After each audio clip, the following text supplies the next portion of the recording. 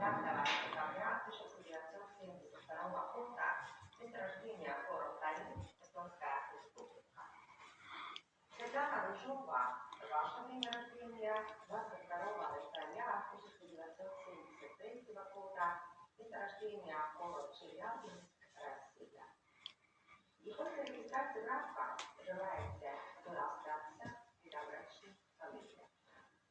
Если эти все данные, что я читала, верны, и ваше желание твердо обдумано, я прошу вас ответить «да».